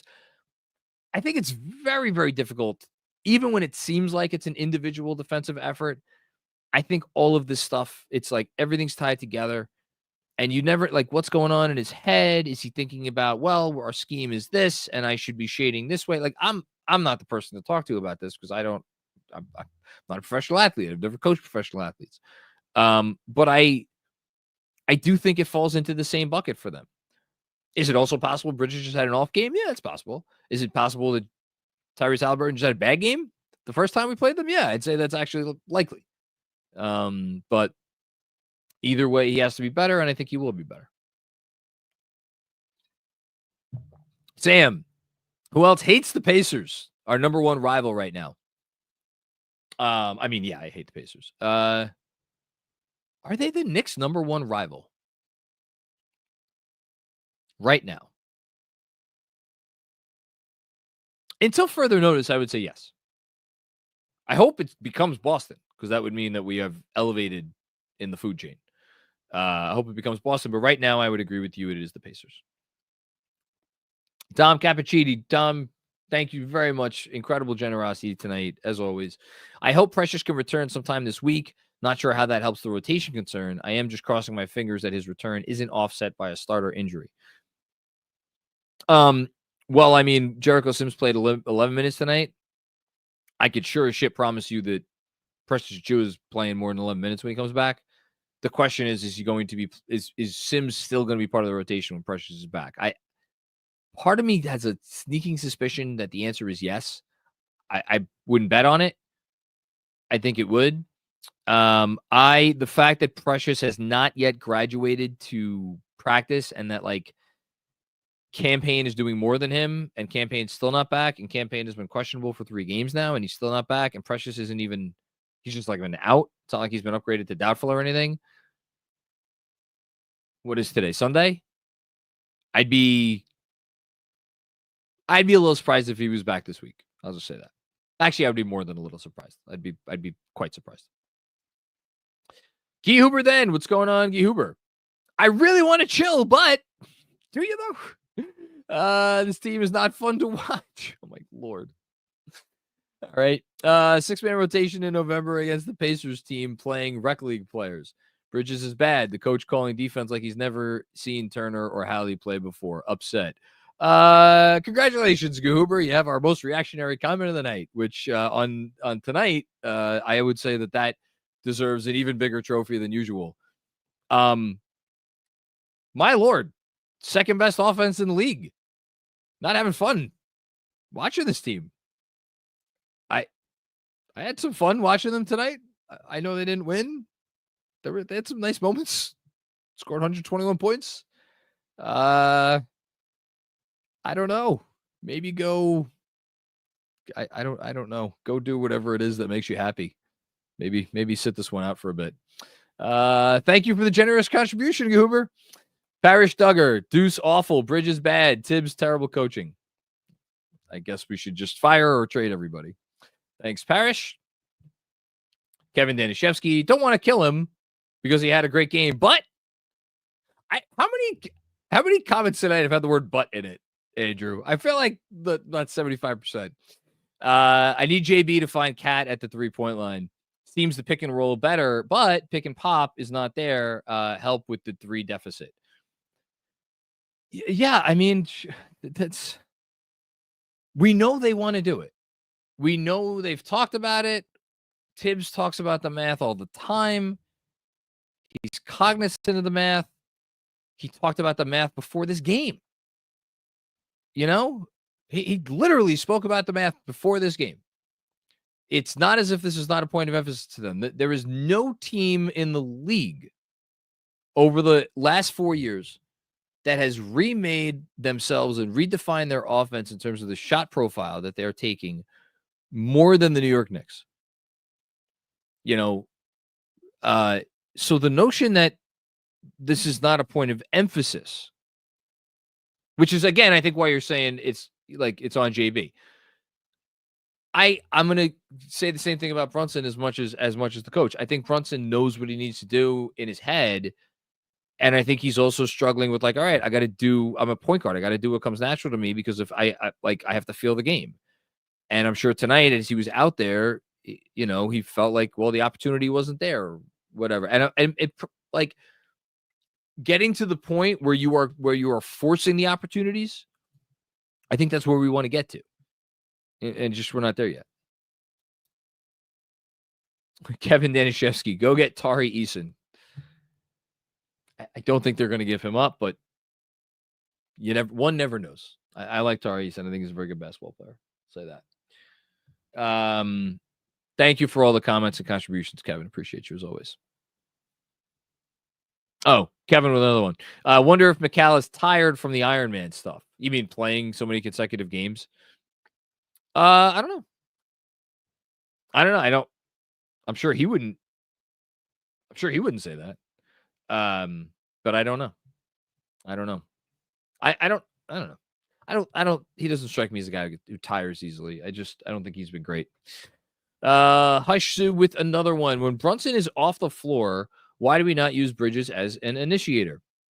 We've seen time and time again, Deuce is best off ball and not on. Oh, that's a fair question. It's a good question. I don't know. I don't have a great answer. I think you could flip the question on its head and try to spin it into a positive and say that Deuce has been pretty good. Like, he's been like, what have a lot of Deuce heads been saying for years and years and years? They've been saying, give this guy more opportunities with the ball. Let him do stuff. Like, it's hogwash that people are like, well, he's not a real point guard because you're not giving him the opportunities to initiate the offense. Well, now they're giving him the opportunities to initiate the offense. I think that's one answer. I think another answer is that getting McCall opportunities where he doesn't have to like generate shots by like running pick and roll, and instead he could just attack closeouts and just be on the, like, that's the other thing. McCall's great on the move. So like if you're getting him the ball when he's on the move, like that's an efficient form of offense. All that said, did I think we were going to see more Bridges initiation this year? Absolutely. Absolutely I did. 100%. Thanks, Hush. Wow. Charlotte has closed the deficit. They're now down by 4 in Philly. Make it 1. Oh my God, if the Sixers lost this game. In Philly, by the way. Hush Zoo, what can motivate McCall to be more physical on defense? I don't know. A cookie? What is that? What can motivate McCall to be? He's a professional athlete. He gets paid millions of dollars to do his job. And he's been pretty good at it over the course of his existence. I don't know that we need to be asking ourselves questions about Mikal Bridges' motivation. He just needs to clean it up a little bit. Jesus. Thank you, Hush. Zeke Smith, what's going on, Zeke? The best thing about the Knicks' slow start is that the Sixers and Bucks are having seasons from hell. Chemistry takes time, and we'll get Precious and Mitch and Campaign back. Yeah, I mean, our injuries obviously are not to the level of the Sixers injuries. I wonder who's been more impacted by injury? The Bucks because they've been missing Chris Middleton, or the Knicks because they've been missing like nobody of that level of importance, but like more guys. You know, I don't know the answer to that question. The Sixers worry is that they're just going to fall so far back that they're going to be too far back once they get their guys healthy-ish. And the second concern is like these guys are never going to be fully healthy. So, you know, where are they going to be? But then again, I think they walked into the playoffs last year as a 7 seed with all the confidence in the world. And like they gave the Knicks a hell of a series. And Embiid wasn't fully healthy for that series. So if the Sixers are a 7 seed again, are they going to be, you know, I think they'll still be confident. As far as Milwaukee, that's probably the bigger concern because for as much as Middleton makes a big difference, and he does, see, now that's a team. If we were having these conversations and we were seeing offensive, and I can't even get the line out without reminding myself, wait, what offensive struggles? They're second in the goddamn league in offense. Whatever. Focus on the defense even. If we were seeing the issues that people are upset about, right? on either side of the floor. It doesn't even matter. If we were seeing these, and this was this time next year, after they had logged a year together, all playing together, then it's like, whoa, I guess this just isn't taking. That's the situation Milwaukee was in, with all due respect to how the impact of Chris Middleton not being there, and it matters. That's not that. So to your point, Zeke, like, yeah, I think that's, if you want to look at a situation where you're like, you should be, if you're a fan, you should be like kind of apoplectic, like, look at Milwaukee. I understand not everybody's having as much fun as they thought they would be having. Different animal. Thank you, Zeke. Adam DeFulvio, what's going on, Adam? Thank you for the generous contribution. All I hear is blah, blah, blah. Knicks are figuring it out. Losing to that team when Halliburton had done nothing all season is annoying. We are a contender. Prove it. McCall was garbage. McCall was not good. I agree we are a contender. I agree they need to prove it. I think Halliburton has started to come around a little bit, but this, if you want to call this like his best game of the year, I mean, yeah, that's fair. Probably. I think he's had some other good games, but like, yeah, it's annoying. I hate losing to the Pacers. Fuck the Pacers. And they're annoying because they're good. Kanye and Pepper. No one remembers November and June. They'll be okay. Well, as usual, wise words from Kanye. Thanks, Kanye. Appreciate you. I'd love to make it to June. I'd probably sign up for late May, but yeah. 2-win Bucks on super short rest isn't a quality win. The Heat are inconsistent. Detroit might be our most quality victory. Indy Halley didn't play like this in the first game. I sat here last season. No, this isn't last season. This was 2 seasons ago. 2 seasons ago, I remember distinctly sitting here, well, not here because I was in a different apartment at that point, in early January. And they were, I don't know, their record was whatever the hell their record was. They had played, I don't know what, 30 some odd games. And I remember I would look through the schedule. I look at all our wins. I'm like, man, I don't know that there's one win that I'm like really impressed by. And the first win that really changed that was the Cavs win. The Cavs win where Isaiah Hartenstein made a beautiful defensive play on Donovan Mitchell late in the game, and they won at home like right before the buzzer. And that win, Andrew could check it for me. I think it was like January 3rd or January 4th or something. And I remember that feeling that night. I was like, man, that was a good win. And I hadn't felt that way about a single victory before that. So I think what I'll say is this. I don't know in the NBA, especially this year, that there is such a thing as like a non-quality. Like if you win games in the league, man, you're earning them. Like everybody's trying right now. Oh, excuse me. I was off by 3 weeks. That game was January 24th. Yeah. So again, that's just my. Wait, no. Then hold on, Andrew. You might be. Are you sure that was January 24th? I'm talking about 2 years ago. Yeah, the year they almost fired Tibbs, Brunson's first year. Yeah. Yeah, you're talking about the Cavs win where Mitchell, if you talk to a Cavs fan, got fouled at the end. Yeah. But yeah, it came after the game they beat Miami, like a week and a half after. Okay, well, I mean that was a quality win.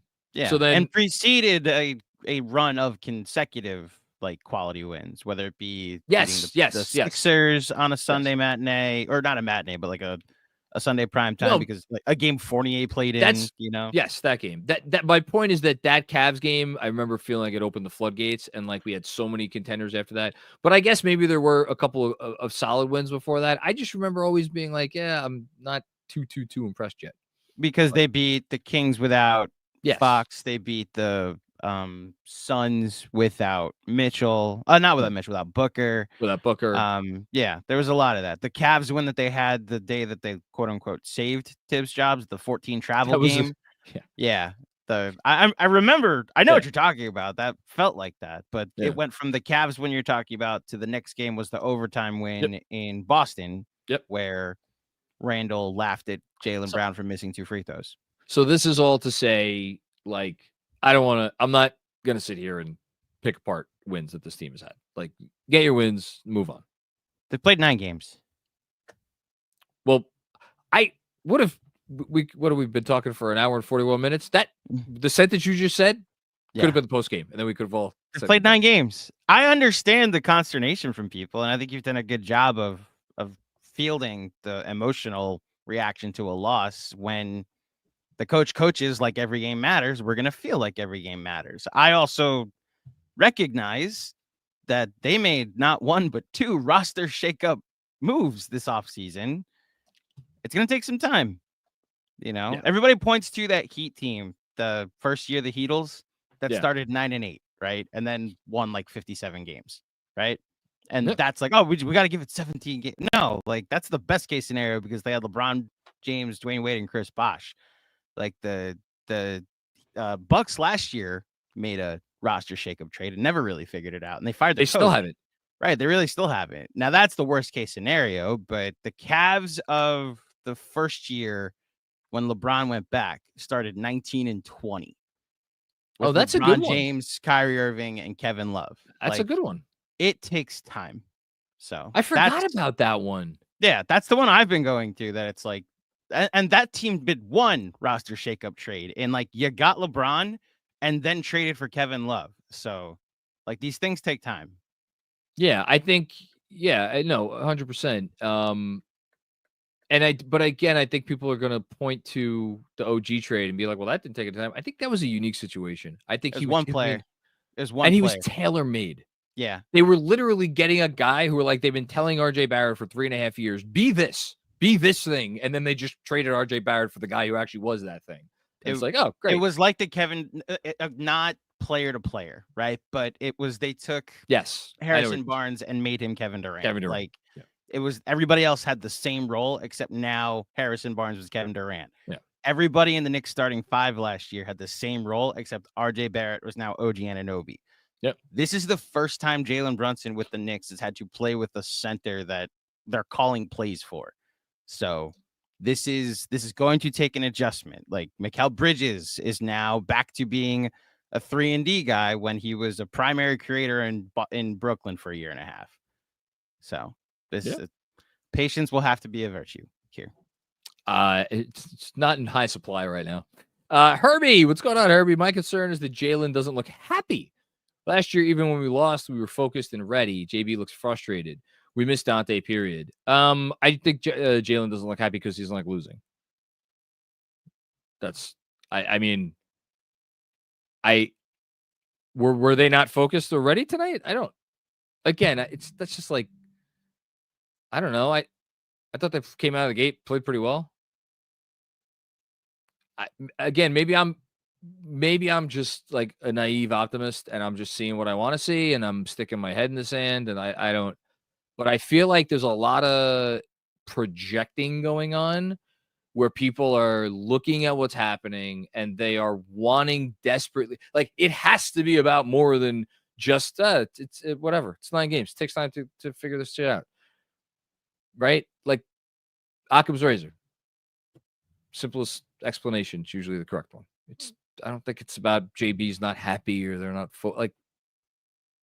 I don't know about any of that. Thanks, Herbie. Johnny BK, what's going on, Johnny? So much whining in the chat. Missing 4 guys. Yep.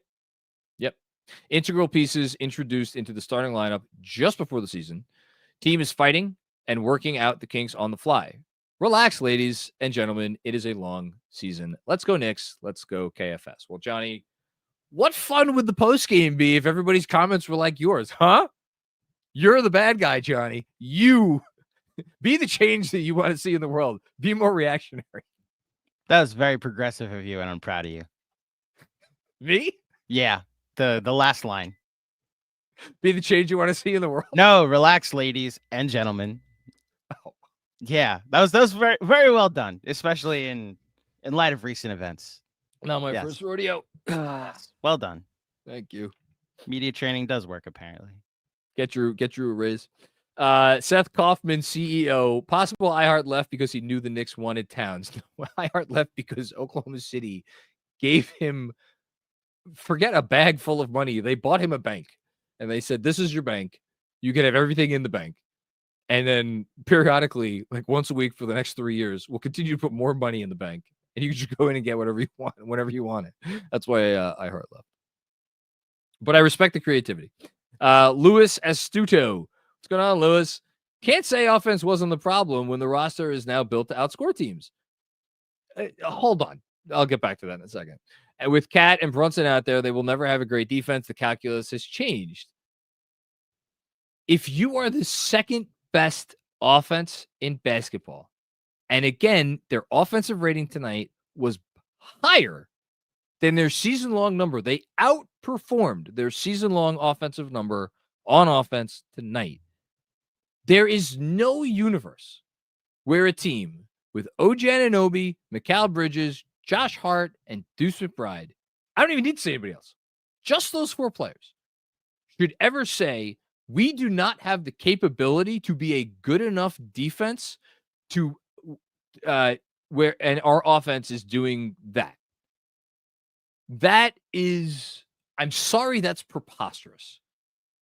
It just is. I understand the calculus has changed. We said this the night they traded for Towns. I was like, they look at the way the league is going and they say, we got to outscore teams. I completely agree with that. You still need to have a competent defense. Their defense was not competent tonight. It was incompetent large parts of the game. And that's why they lost. You know, it's like,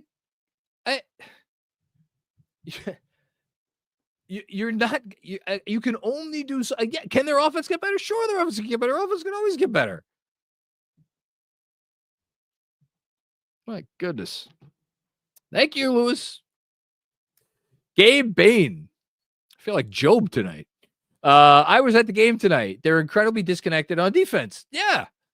A lot of holding up their hands, blaming the other guy. We would be lost without OG. He's like, without, there's one thing that I have zero question about. If the season ended today, 3 weeks into the season, and there was voting for all defense, OG Anunoby would certainly make it. I have to think he would be on first team, despite the Knicks record and despite their defensive rating. Now you could look at that and you could be like, and again, you could be doom and gloom and you could say, well, they're not together and they're no, to me, that's the clearest indication that like takes time. That actually is the most encouraging thing that I feel like I've heard or thought tonight. That you reporting back that you saw in person that everybody was just like holding up their hands, like, what's going on? Yeah, I'm sure they're blaming the guy because, like, you don't want to be like, I fucked up, but that'll get better. That'll get better. Bernard Richardson, what's going on? Bernard, my hell is seeing Halliburton smile and mouth words in a slow motion replay as a broadcast cuts the commercial. F the Pacers. It's so painful. That's the thing. I know we all hate Joel Embiid. I know Joel Embiid is like enemy number one. Joel Embiid is just like a evil person and does things to try to hurt other basketball players. And that's why we hate him. Tyrese Halliburton is like, that's old school, genuine sports hate, where you see him smiling and smirking and jogging around and dancing and all of that stuff. And you're like, oh, that smug SOB. And again, it's the ultimate credit to him, right? Because you don't get to that level of sports hatred without a guy being really, really, really, really good. And he is really, really, really, really good. And as he goes, so go the Pacers. Credit to them that they survived as well as they did last year without him when he was out or just off. But when he's going like that team, that's why, I criticize the defense all day long. Please criticize the defense. Totally fine. That Pacer team, when he's like that and they're hitting shots, and the dynamic that Mathurin adds now to them. Oof. My goodness. And he sure seems to like playing the Knicks. Wow. Thanks, Bernard. Ray Danger, what's going on, Ray? I feel like we should see a little bit more Huck Porty. Also, seems like we drastically overpaid for Mikal Bridges. What say you? What says me about your second question is that talk to me after like 30 games. I'm giving him a little bit more than the 20. Give me 30 for him because I still kind of think the defense is going to take longer to come around than the offense. As far as Huck Porty, I don't think Sims has been a big issue the last couple games. I think Sims actually played pretty well the other night against Milwaukee. I think tonight I don't really feel that strongly one way or the other. Oh my Lord. No way. Sorry. Charlotte just tied it on a falling out of bounds corner 3 from LaMelo Ball with 8 seconds left in Philly. 97-97. My goodness gracious. So I wouldn't mind seeing Huck Porty. I'm not. His no Huck Porty and Sims tonight instead. Like I don't think that factored in to their performance. Thanks, Ray. I appreciate you, but I don't mind anyone who wants to see Huck Porty. Parrish Duggar with another one. Got to play a 5 with Cat. He won a college title in Twin Tower lineups. He won 60 games next to Rudy. He can lob pass, and we need offensive rebounds and rim protection. He can lob pass, and I think if Mitchell Robinson ever plays again for this team, the Cat Mitch lob connection will be very, very good. I think it'll be a nice thing that they could go to. I mean, in a perfect world, like they could go to that a couple times a game. I think that would be really good. I think to the extent that Cat and Rudy worked on offense last year or the last couple of years, is in large part because Rudy Gobert is a lot better offensive player than he gets credit for, and he gets clowned more than anybody in the NBA. I'm not gonna. I feel like I always get people really mad when I say things that are not incredibly positive about Mitchell Robinson. So I would just say that I don't think Mitchell Robinson is Rudy Gobert on offense. I don't think he's really close to that. And I think it really, really limits what you're able to do. If Hardenstein was here, we could have a different conversation. And I would tell you that, yeah, there's significant minutes where you can go to that and it could be a real strategy for you moving forward. And I would still say, push comes to shove, big time moments, big time games, I want to see Cat at the 5 because it just puts, if you're doing it the right way, it just puts defenses in the absolute most uncompromising positions. And I will reference it again, but in a different context. It's like 60% of the super chats tonight have been, what's wrong with the offense? What's wrong with the offense? What's wrong with the offense? Got to shoot more threes. It's not looking good. It's looking disjointed. It's yada, yada, yada. Like, I hear all of that, and I get where all that's coming from, and we're talking about the second best offense in the league. Imagine when it actually starts to look good. And the pressure that's going to put on defenses. And I'm not willing to concede that. I'm just not. Not for large stretches of games. Kevin Danishevsky, I do declare that Mikal Bridges should miss 10 games with hamstring tightness for R&R and a jumper fix. Interim run. JB, Deuce, Hart, OG, Cat with CP, Ryan, Precious, and Sims. I don't know that this team is in position to tell the guy that has played 400 or whatever consecutive games, why don't you go take a couple weeks off? I appreciate the spirit, Kev. I think Mikal Bridges is enough of a professional to continue to work out his kinks while still playing, number one. And the larger point is I think if we are all in agreement, or at least I am of the opinion, that the Knicks' issues on defense have to do with chemistry and needing more reps together, I'm not sure sending Mikal Bridges away for 10 games would get them where they need to go. Kevin, why did you ask that like Foghorn Leghorn? Oh, I do declare? I do declare that Mikal Bridges should miss 10 games. What? Why? just say I think, or I hope that. I'm not willing to send Mikal Bridges away for an undisclosed injury to break up the Iron Man run that he's been on, by the way. Love you, Kev. Thanks, Kevin. Dom Cappuccini, just stay above 500 going into December, even if it's by a game. As long as health stays even-keeled, I will remain optimistic there will be a run that will keep New York in the top 3 hunt the rest of the season. Onwards and upwards. Yeah, I mean, if it takes a little bit longer than that, that's fine. Like I said, if they are hanging around 500, even closer to Christmas, I wouldn't think it's the end of the world. I really wouldn't. Ideally, you want to be a little bit more than that, but, just you want to avoid the disaster zone. You want to avoid where Philly and Milwaukee are right now. And thank you very much, Dom. You've been incredibly generous tonight, man. I really appreciate it. Thank you. I know it's a tough night, too. Haitian Ferg, is JB struggling with pick and roll because he's playing with someone who is legit offensive threat? iHeart isn't Cat. JB is adjusting to not being the A1 option on every pick and roll. I mean, yes, I do think so. I think he's starting to figure it out. And I think tonight, like if you look at, hold on, where the hell's their freaking box score? Oh, I've been looking at the box score on my phone. That's why I don't have it up here on here. I mean, again, I'm acknowledging that, like, yes, there were struggles going on here. Jalen Brunson tonight had 33 points on 17 shots. Karl-Anthony Towns had 30 points on 19 shots. So combined, 63 points those guys had on 36 shots.